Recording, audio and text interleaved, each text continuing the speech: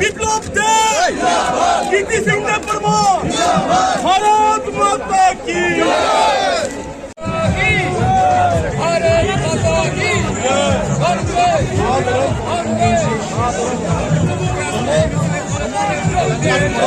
আমার যুবকদের কাছ থেকে চাইছি, যারা এখানে উপস্থিত তাদের কাছ থেকেও, যারা এখানে উপস্থিত নয় তাদের কাছ থেকেও চাইলে দেবে, চাইব চাইব অনেকে বলে না, চাইব আমি, চাইব পেছনে বলে না, চাইব চাইব আমি চাইব আপনাদের কাছ থেকে একটা জিনিস, সেটা হচ্ছে আমার ত্রিপুরা যুবরা যাতে ট্যাবলেট না খায়, আমার ত্রিপুরা যুবরা যাতে ড্রাগস না নেয়, আমার ত্রিপুরা যুবরা যাতে কোনো ড্রাগসের ইনজেকশনের শিকার না হয়। বন্ধু, এই যুবা শক্তি, এই যুবা শক্তি দেশ নির্মাণ করে, এই যুবারাই ভারত তৈরি করবে। মেরে মিত্র, স্বামী বিবেকানন্দ সেটাই বলেছেন, যুবাদের কাছে সব শক্তি। এই 17 ত্রিপুরার নজওয়ান এত সুন্দর ছেলে মেয়েদেরকে শেষ করার জন্য এই ড্রাগসের শিকার বানাচ্ছে, আর তার কারণে ত্রিপুরাতে প্রায় 3000-এর কাছাকাছি এইডসে আক্রান্ত হয়েছে। মেরে মিত্র, টাকা পয়সা ধন দৌলত আছে যায়, কিন্তু একবার জীবন যদি শেষ হয়ে যায় তো আমরা কোনো কিছু করতে পারবো না। মেরে মিত্র, তার জন্য আমি সমস্ত যুব মোর্চার কার্যকর্তাদের কাছে আমি করজোড়ে নিবেদন করব, আপনি যেই প্রান্তেই যান, যেখানেই থাকেন, আর ইলেকশন তো আসবে যাবে, কিন্তু ত্রিপুরার যুবকদের ऊर्जा रहना चाहिए, ऊर्जा रहना चाहिए। তার জন্য আমার সমস্ত যুবা, আমাদের যুবা ভাইয়ের মধ্যে কেউ হয়তো বিরোধী পার্টিও করতে পারে, আমি তাদেরকে আহ্বান করব, এই ত্রিপুরাকে তৈরি করার জন্য যে সংকল্প নিয়ে 2018-তে আমি কাজ শুরু করেছিলাম, আর সেই কাজকে ডক্টর মনীষ শাহ মহোদয় আগে বাড়িয়ে এক নতুন ত্রিপুরা, এক শক্তিশালী ত্রিপুরা, এক যুবকদের ত্রিপুরা, এক মহিলাদের ত্রিপুরা, এক কিষানদের ত্রিপুরা, এক ওবিসিদের ত্রিপুরা, সমস্ত ত্রিপুরাবাসীর সুন্দর এই ত্রিপুরা নির্মাণের যে মন্ত্র ভারতীয় জনতা পার্টির সমস্ত কার্যকর্তারা, এমএলএরা নিয়েছে, তার সাথী হওয়ার জন্য আমি সবাইকে বলবো। মেরে মিত্র, বন্ধুরা, পূর্ব ত্রিপুরা থেকে রাজ পরিবারের কীর্তি সিং দেব বর্মা মহোদয় প্রার্থী হয়েছে।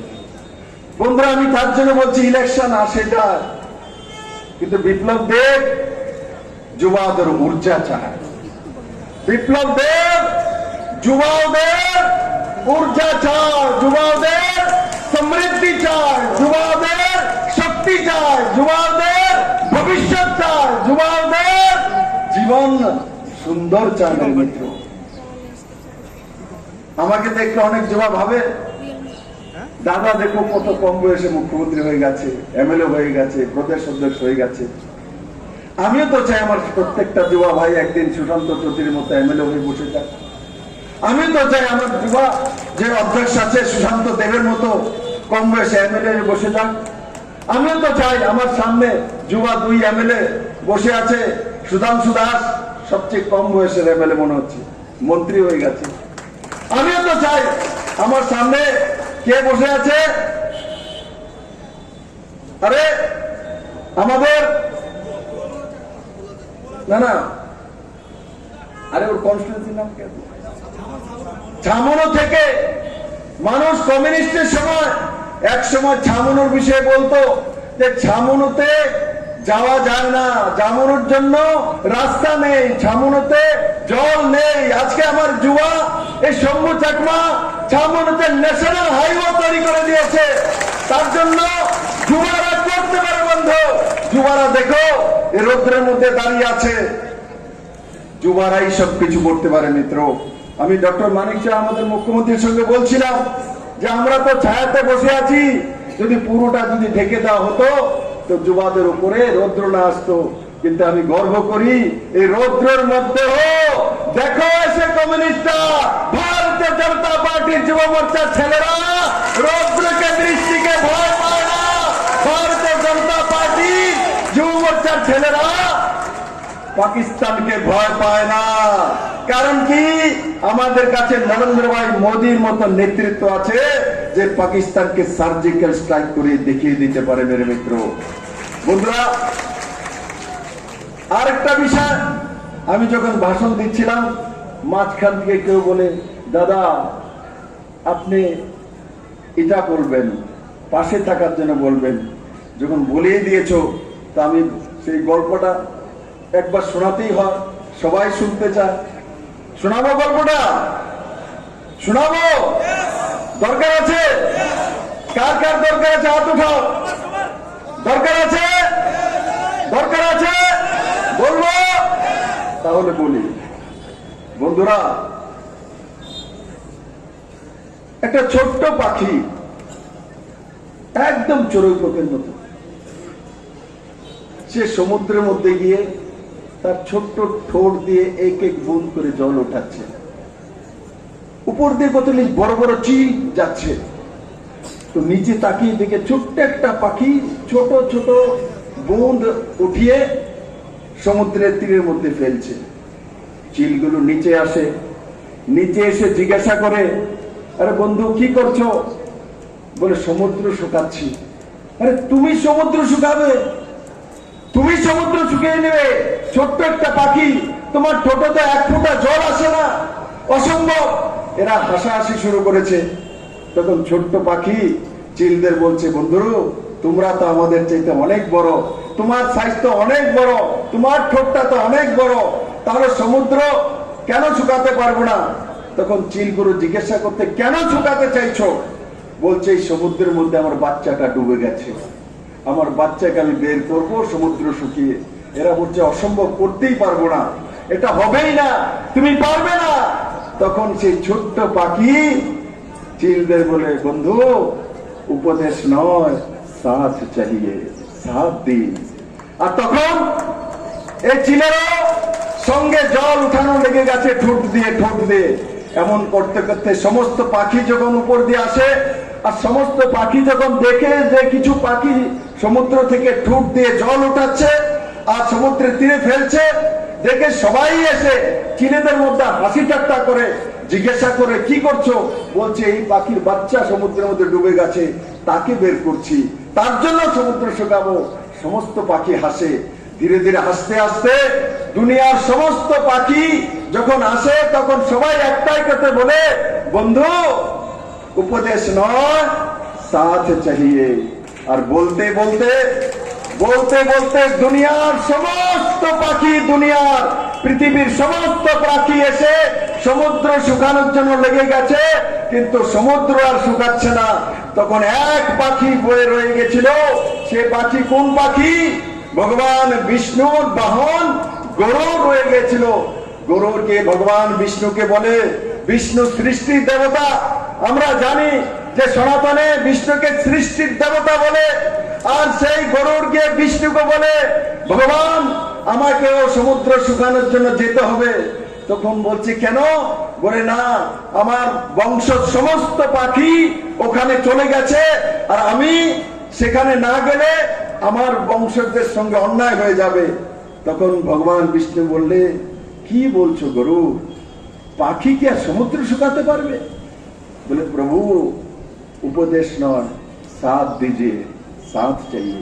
আর তা বলে গরু চলে এসে যখন সমস্ত পাখির সঙ্গে ঠুটে জল তুলে শুকানোর চেষ্টা করছিল সমুদ্রে, তখন ভগবান বিষ্ণুর মধ্যে প্রতিক্রিয়া হয়েছে গরুর আমার বাহন, সারা দিন আমার সঙ্গে সাথ দেয়, কিন্তু আজ চলে গেছে, আমারও সাথ দেওয়ার দরকার। আর যখন ভগবান বিষ্ণু এসে সমুদ্রের মধ্যে দাঁড়ালো, আর তখন সমুদ্র ভয় পেয়ে গেছে, জানে সমুদ্র কত শুকিয়ে দেবে, তার জন্য সমুদ্র কি করেছে, ভিতর থেকে পাখির ছোট্ট বাচ্চাটা এনে তুলে দিয়েছে, যেমন তোমার বাচ্চা, না হলে আমাকে সমুদ্র শুকিয়ে দেবে। তাই বন্ধু, আমি সমস্ত ত্রিপুরাবাসী, সমস্ত জনতার সাথ চাই। দেবে তো সাথ? দেবে? দেবে? সমস্ত মানুষের সাথ চাই। আর আমি আমার যুব মোর্চার সমস্ত ভাই বোনদেরকে বলবো, এখান থেকে গিয়ে বুথে বুথে বুথে বুথে গিয়ে কাজ আপনারা পা দেবেন না, কারণ মানুষ ভারতীয় জনতা পার্টির সঙ্গে রয়েছে।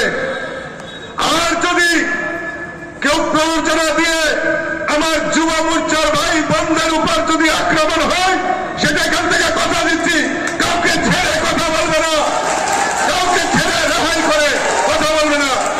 কারণ আমাদের কাছে আমাদের দেশের যশস্বী প্রধানমন্ত্রী আমাদের পাশে রয়েছে, রাজ্যের মুখ্যমন্ত্রী আমাদের পাশে রয়েছে, বিপ্লব আমাদের পাশে রয়েছে, সমস্ত মিনিস্টার, বিধায়ক বিধায়িকা আপনাদের পাশে রয়েছে।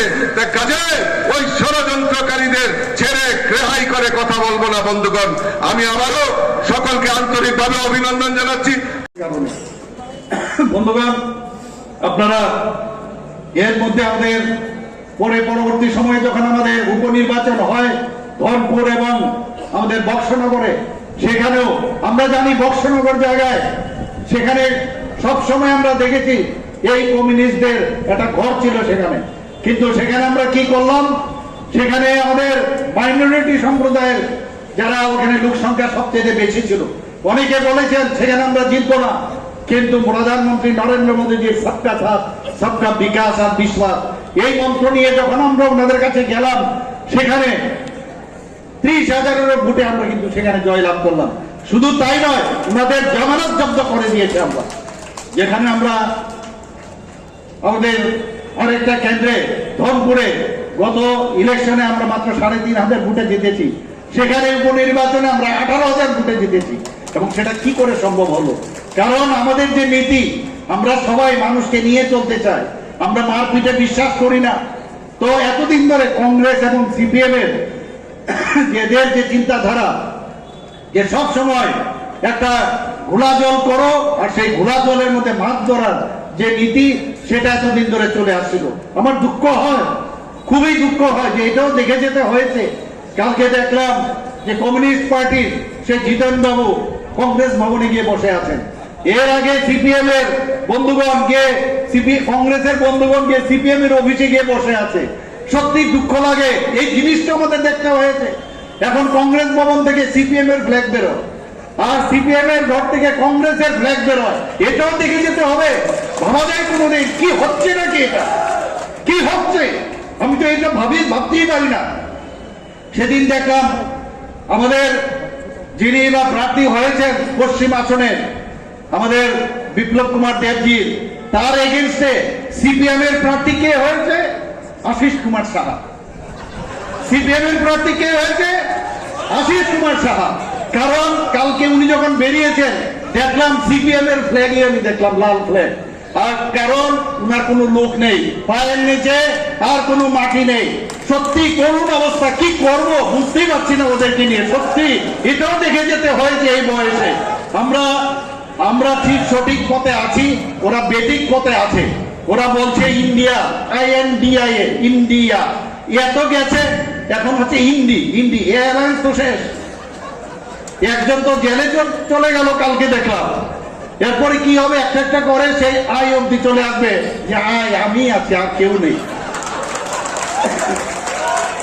আমার তো মনে হচ্ছে ওই যে শোলের যে একটা, আপনারা জানি না, এখানে আমার সব যুব ভাইয়েরা আছেন, ওনারা দেখেছেন কিনা শোলে যে সিনেমাটা। আসরানি বলছিল যে ওর কাছে খবর গেছে পিস্তল আ চুকায়। এই খবর পেয়ে ও সমস্ত সময় তার যে সে জেলের সমস্ত সন্ত্রীরা নিয়ে চলে গেছে, বলছে হল্ট, আধা ডাইনে আধা বায়ে और बाकी मेरा साथ हो। তো পিছে তাকিয়ে দেখে আর ওর সাথে আর কেউ নেই। তো এদের অবস্থাটা হয়েছে এইরকম। এখন ওরা মাঝখানে বলছে যে তিপ্রা মাথার সাথে আমরা কেন অ্যালায়েন্স করলাম।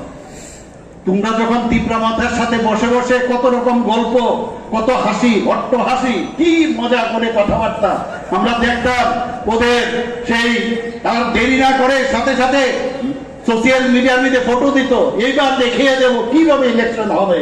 কিন্তু ওই যে গোবর শিয়ালের গল্পটা, আঙুর ফল টক, সেটা হয়েছে। এখন মাথাকে বকাবকি করছে ওরা। তো এই তো হচ্ছে এদের রাজনীতি। যখন যেটা সম্ভব, যেটা হয় তবেই ভালো, না হলে খারাপ। এই রাজনীতির উঠে উঠে ভারতীয় জনতা পার্টি সঠিক পথে চলছে। আমাদের সাথে আইপিএফটি ছিল আগে, এখন আমাদের সাথে চলে এসছে তিপ্রা মাথা। বুঝে গেছে যে আমাদের যশস্বী প্রধানমন্ত্রী নরেন্দ্র মোদী ছাড়া এই দেশ কেউ সামনের দিকে এগিয়ে নিয়ে যেতে পারবে না। আপনারা চিন্তা করুন, একটা দিন আপনারা সেই 2014 আগে ভারতবর্ষের কি অবস্থাটা ছিল। এই দেশ টিকবে কি টিকবে না একবার ভাবুন আপনারা। কিন্তু আমাদের মস্তিষ্ক কিন্তু সবসময় সবকিছু স্মরণ থাকে না। 2014 আগে এমন অবস্থা হয়েছিল, এই দেশ টিকবে কি টিকবে না। আমাদের সোলজারদের গলা কেটে আমাদের ভারতবর্ষে ফেলে দিত। আর কথায় কথায় তো সেই চাইনিজরা আমাদের চোখ রাঙাতো। আর মাননীয় প্রধানমন্ত্রীজি 2014-তে আসার পর সেই সার্জিক্যাল স্ট্রাইক আর এয়ার স্ট্রাইক যখন করলো, তখন কিন্তু দেখা গেল আর ওদের পাত্তা নেই। আর শেখ কালামের যখন কাহিনী আপনারা সবাই জানেন, চীন আর সাহসও পায় না। আমরা প্রতিরক্ষার দিক দিয়ে হোক, আমাদের আর্থিক দিক দিয়ে হোক, দেশ এখন মাননীয় প্রধানমন্ত্রীজির হাত ধরে এক শক্তিশালী দেশ ভারতবর্ষ হয়েছে। আপনারা সবাই জানেন সেই কথা। আমাদের মাননীয় প্রধানমন্ত্রীজি আমাদের বলছেন যে ভাই, পলিটিক্স করার জন্য বেশি পলিটিক্স করতে হয় না। আমরা সিপিএম এর ভাইদের আগে দেখতাম সে কুচা ধারী আর একটা ব্যাগ ঝুলিয়ে আঁকতো। আমরা ওটা না জানি কি জানে, কি তাত্ত্বিক বিষয় জানে, আসলে কিছু জানে। এখন তো সেই ব্যাগ থেকে বিড়াল বেরিয়ে এসছে। তো সেই জায়গার মধ্যে দাঁড়িয়ে প্রধানমন্ত্রীজি এখন ওদের মানে ছাই দিয়ে দিয়েছে ওদেরকে। এখন এই জায়গায় চলবে না। প্রধানমন্ত্রীজি মানেই G20। আমরা সবাই জানি G20-তে মাননীয় প্রধানমন্ত্রীজি কিভাবে দেশকে সামনের দিকে এগিয়ে নিয়ে গেছে। কেউ মাননীয় প্রধানমন্ত্রীজিকে আমরা কোনোদিন দেখিনি যে পায়ে ধরে নমস্কার করতে চায়, মিস্টার বস বলে ওনাকে উল্লেখ করেন। সেই দেশে আমাদের আজকে আমরা নাগরিক। আজকে আমাদের ভারতীয় জনতা পার্টির প্রায় 18 কোটি আমাদের ভারতীয় জনতা পার্টির আমাদের মেম্বার। ভাবা যায় কোনোদিন ত্রিপুরাতে যখন আমাকে বিপ্লবজি যখন দায়িত্ব দিল যে আপনাকে এই মেম্বারশিপ ড্রাইভ নিতে হবে, প্রথমে ছিল 1,24,000। সেই জায়গায় উনি আমাকে জিজ্ঞেস করলেন কত আপনার টার্গেট। আমি বললাম 3 লাখ। বলে সম্ভব হবে? সবাই আমরা মিলে সেখানে 7 লাখ আমরা মেম্বার আমরা করেছি। বন্ধুগণ, আমাদের আজকের এখানে মোর্চা, আমাদের 7টা মোর্চা, খালি একটা মোর্চার এই খালি যে অবস্থা আজকে আগরতলা শহরে যেভাবে কাঁপিয়ে আপনারা এসছেন, আমি চিন্তা করছি বাকি মোর্চাগুলো যখন আসবে কি অবস্থাটা হবে। এদের দেখা যাবে কি দেখা যাবে না, খুব চিন্তিত। মুখের face is the index of mind. ওনাদেরকে দেখলে বড় কষ্ট হয়। যেটা বলা হচ্ছে যে আগামী দিন মাইক্রোস্কোপ দিয়ে ওদের খুঁজতে হবে। আমাদের মাননীয় প্রধানমন্ত্রীজি বারবার বলছেন আমরা শুধু রাজনীতি না, আমরা চাই সব মানুষের তার আর্থসামাজিক উন্নয়ন। আমাদের এখানে ত্রিপুরাতে আপনারা জানেন আমাদের 33টা বিভিন্ন ভাবে আমরা 33টা আমাদের নানা রকম যে স্কিম আছে তার মাধ্যমে নাম আছে, সেই নামে আমরা 33টা পদ্ধতিতে আমরা যে ভাতা দেই, সেই ভাতার প্রায় 2000 টাকা করে আমরা যেটা দিচ্ছি, প্রায় 4.1 লক্ষ লোককে দিচ্ছি। আমি যখন বাইরে যাই তখন অনেকে জিজ্ঞেস করে, আমাদের 700 টাকা ছিল, তারপরে সেটা 1000 হয়েছে, 1000 থেকে আমরা 2000 করেছি। সেই 2000 দেওয়ার ভারতবর্ষের আর কোথাও এই ধরনের ভাতা কোথাও দেওয়া হয় না। সেটা সম্ভব হয়েছে আমাদের ভারতীয় জনতা পার্টির সরকার, আইপিএফটি সরকার, এখন মোথা একসাথে মিলে এই সরকার, সেটা আমরা সম্ভব করছি। বন্ধুগণ, আপনারা জানেন আমাদের ত্রিপুরাতে 33% আমরা মহিলাদের সংরক্ষণ করেছি। মহিলাদের কথা অনেক কুম্ভীরাস্ত্র আমরা দেখেছি, কিন্তু সত্যিকারের অর্থে আমরা 33% ভারতীয় জনতা পার্টির সরকার এসে সেটা করেছে। মাননীয় প্রধানমন্ত্রীজি বিল পাস করেছেন যে পার্লামেন্ট এবং বিধানসভার মধ্যে 33% মহিলা সংরক্ষণ থাকবে। এটা আর কে ভেবেছিল? এটা অনেক গল্প হতো, অনেকেই ধরনের কথা বলতো, কিন্তু আসলে কাজের কাজ কিছু বলে না। কিন্তু মাননীয় প্রধানমন্ত্রীজি যখন যেটা বলেন সেটাই করেন। আমরা প্রায়শই বিভিন্ন জায়গায় যাই, আমরা বলছি কাজের নিরিখে আমরা মানুষের কাছে এসেছি। আমরা বারবার বলছি মানুষের ঘরে ঘরে যাব, সেখানে ঘরে গিয়ে তার সম্পর্ক স্থাপন করব, সম্পর্কের সাথে সমর্থন আমরা নেব। সেই হচ্ছে ভারতীয় জনতা পার্টি। আমরা সবাই জানেন যে মাননীয় প্রধানমন্ত্রীজি বারবার বলছেন যে আমাদের এই ভারতবর্ষ 5 ট্রিলিয়ন যে অবস্থা, সেই 5 ট্রিলিয়ন অর্থনৈতিক অবস্থা আমাদের দাঁড়া করাতে হবে। একটা ভঙ্গুর অবস্থা ছিল, 10-12 কন্ডিশনে অবস্থা ছিল, সেখান থেকে এখন 5 আমাদের 5 ট্রিলিয়নের মধ্যে চলে এসে। তো অর্থনৈতিক অবস্থা প্রতিরক্ষার দিক দিয়ে আমাদের অনেক বেশি স্ট্রং হয়েছে। আপনারা জানেন যে আমাদের ত্রিপুরা সরকার যখন আমরা দিয়েছি প্রথমে 3%, ভারতীয় জনতা পার্টি যখন আসে 3% আমরা দিয়েছি। 3% এর পরে আমরা আরো 5% দিলাম। 5% এর পরে এখন কি দিলাম আমরা? 25% আমরা দিয়েছি সরকারি কর্মচারীদের। কোনোদিন কেউ ভাবেনি। আপনারা দেখেছেন 5% আমরা যে এবার বাড়িয়েছি, প্রায় 500 কোটি টাকা এর জন্য আমাদের যে বাজেট আছে তার থেকে আমাদের দিতে হবে। সাহস কেউ করেনি। মুখ্যমন্ত্রী জন আরোগ্য যোজনা, আরেকটা কথা আমি না বললে নাই হয়। প্রধানমন্ত্রী জন আরোগ্য যোজনা আমরা যখন উনি সেটা বললেন, তখন সারা পৃথিবীর মধ্যে সবাই বলছিল যে প্রধানমন্ত্রী জন আরোগ্য যোজনা সেটা কি করে সম্ভব হবে। প্রতি ফ্যামিলিতে 5 লক্ষ টাকা করে দেওয়া, সেটা উনি শুরু করেছেন। কিন্তু আমরা দেখেছি ত্রিপুরাতে যারা যে ক্রাইটেরিয়া আছে, প্রায় 13 লক্ষ লোকের মধ্যে আমরা সেই আমাদের যে টার্গেট আমরা সেটা দিয়েছি, কিন্তু বাকি লোক কোথায় যাবে? তার জন্য মুখ্যমন্ত্রী জন আরোগ্য যোজনা আমরা করলাম, এবং সেটাও একই যাতে 5 লক্ষ টাকা করে প্রতিটা ফ্যামিলিকে আমরা দিচ্ছি, এবং সেটাও আমরা শুরু করে দিয়েছি। আমাদের এখানে স্বাস্থ্য ব্যবস্থার যদি কথা বলি, ত্রিপুরাতে এখন স্বাস্থ্য ব্যবস্থা যে কোনো রাজ্যের তুলনায় ফার বেটার। আমি নিজে একজন ডাক্তার, আমি জানি আগে কি অবস্থা ছিল। 9টা সুপার স্পেশালিটি এখানে স্টার্ট করেছে। এখানে ডেন্টাল কলেজ আমরা করেছি, এখানে বিএসসি নার্সিং কলেজ আমরা এখানে করেছি, আরো মেডিকেল কলেজ এখানে আসছে।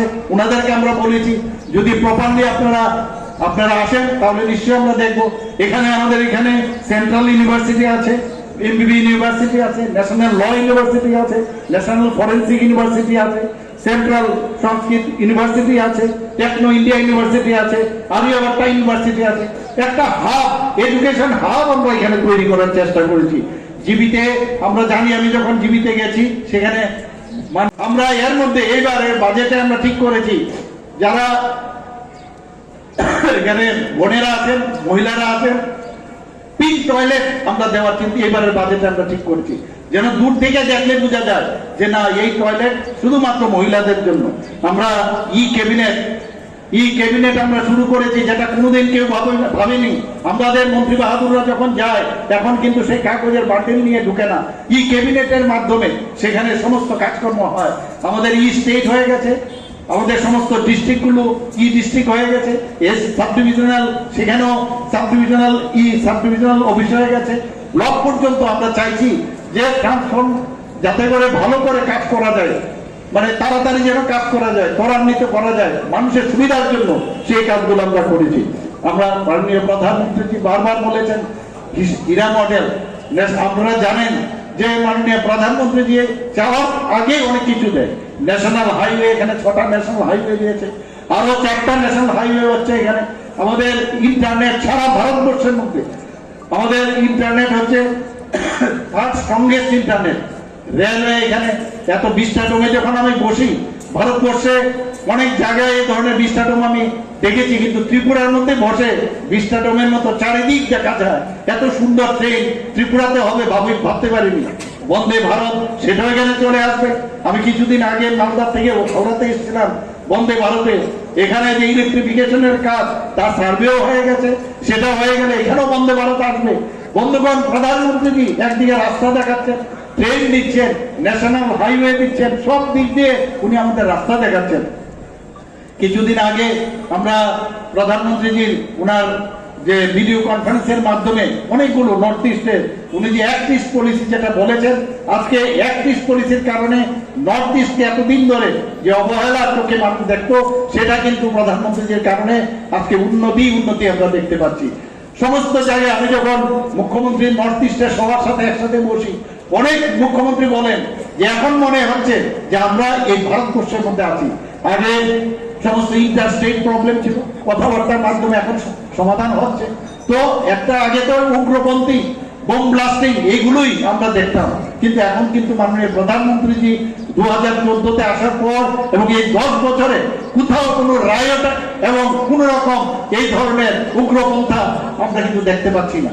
সেই জায়গায় দাঁড়িয়ে আগামী দিন আমরা দেখতে পাচ্ছি যে ভারতবর্ষের যে বিশ্বগুরুর স্থান সেটা অলরেডি নিয়ে নিয়েছে, আরো পাকাপোক্ত ভাবে আমরা নেব। এবং সেই কারণে মাননীয় প্রধানমন্ত্রী যেটা বলেছেন যে 370 ভারতীয় জনতা পার্টির টার্গেট কি? ভারতীয় জনতা পার্টির টার্গেট কি? 370। আর আমাদের যে এলাইড পার্টনার আছে তাদেরকে নিয়ে কত? 400। তো প্রধানমন্ত্রীজির যে আহ্বান সেটাকে আমরা অবশ্যই ফুলফিল করতে হবে। আমাদের 2টো সিট আছে এখানে। আর আমি আরেকটা কথা বলবো, আমাদের এর মধ্যে গতকালই ডিক্লেয়ার হয়েছে আমাদের রামনগর কেন্দ্রের থেকে উপনির্বাচনে এখানে দীপক মজুমদার দাঁড়িয়েছে। আমরা এই 3 জনকে আমাদের মহারানী কৃতি দেববর্মা সিং দেববর্মা মহোদয়া ইস্ট থেকে দাঁড়িয়েছে, 3 জনকে বিপুল ভোটে আমরা জয়যুক্ত করবো। এবং আশা করি আমরা প্রধানমন্ত্রী নরেন্দ্র মোদীজিকে ওই যে 370 বললাম সেখানে ওই 2টো সিট আমরা পাঠাবো। আমাদের দায়িত্ব সেটা, আমাদের দায়িত্ব। উনি আমাদের সুরক্ষিত রেখেছেন ভারতীয় জনতা পার্টির সরকার এখানে প্রতিষ্ঠিত করে। তাই আমি একটা স্লোগান আমি দেব, আপনারা আমার সাথে বলবেন যে বীর একবার, বীর একবার, বীর একবার, বীর একবার। ধন্যবাদ, নমস্কার, জয় হিন্দ।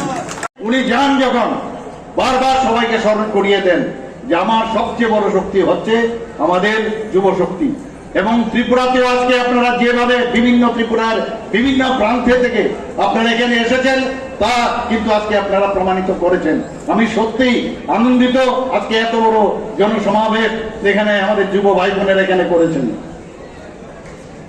আমাদের সবচেয়ে বড় যে বিষয়, আমরা এতদিন ধরে রাজনীতি আমরা করে এসেছি, আমরা রাজনীতির ত্রিপুরার যে অবস্থা আমরা দেখেছি, সব সময় একটা রাজ্যের যে আইন শৃঙ্খলার যে অবনতি আমরা দেখেছি। ইলেকশন আসলে তো কথাই নেই, আপনার অগ্নিসংযোগ দেখেছি। যারা বিরোধী দলের যারা প্রার্থী ছিল তাদের প্রাণনাশের কথা আমাদের মাননীয় সভাপতি এখানে বলেছেন। যারা বিধায়ক ছিল তাদেরও প্রাণনাশের কথা উনি বলেছেন। সারা ত্রিপুরাতে এইরকম একটা অবস্থা, অগ্নিসংযোগ, ধর্ষণ। এবং ইলেকশনের পর দেখা গেছে আমাদের যারা বিরোধী দলের যারা পলোয়াররা ছিল ত্রিপুরা থেকে চলে যেতে হতো। কিন্তু আজকে কি পরিবেশ, আজকে ত্রিপুরার আইন শৃঙ্খলার কথা যদি আমি বলি, সারা ভারতবর্ষের মধ্যে 28টা রাজ্যের মধ্যে আমাদের নিচের দিক থেকে গত বছর 5ম স্থানে ছিল, এবার 3য় স্থানে চলে এসছে। বন্ধুগণ, সেটা একমাত্র সম্ভব হয়েছে আমাদের নীতির কারণে। আমাদের মাননীয় প্রধানমন্ত্রী যে বারবার বলেন যে শান্তি সম্প্রতি যদি না থাকে কোনো দেশের এবং কোনো রাজ্যের কোনোদিন উন্নয়ন হয় না। আজকে আমরা দেখছি সারা ভারতবর্ষ থেকে মানুষ ত্রিপুরাতে আসতে চাইছে, ওরা ইনভেস্ট করতে চাইছে। এবং বিভিন্ন যারা আমাদের ইনভেস্টাররা এখানে এসছে, এর মধ্যে আমরা দেখেছি আমাদের জিডিপির যে মাত্রা সেটা অনেকটা বেড়ে যাচ্ছে এখানে। বন্ধুগণ, আমরা গত 22 তারিখ জানুয়ারির আমরা দেখেছি যে মাননীয় প্রধানমন্ত্রীজি যখন রাম মন্দিরে আমাদের রামলালার প্রাণ প্রতিষ্ঠা করেছেন, সারা ভারতবর্ষের মধ্যে একটা রামময় হয়ে গেছে। আমরা গতকাল এখানে আস্তাবল মাঠে গেছি, গীতার পাঠ হয়েছে এই রাম মন্দিরে, যে রামলালার যে প্রাণ প্রতিষ্ঠা হয়েছে সেটাকে সামনে রেখে। তো গীতাময়, আমি আরেক জায়গায় আজকে সাংবাদিকরা যখন আমাকে প্রশ্ন করলো, আমি বললাম আগে রামময় হয়েছিল, এখন গীতাময় হয়ে গেছে।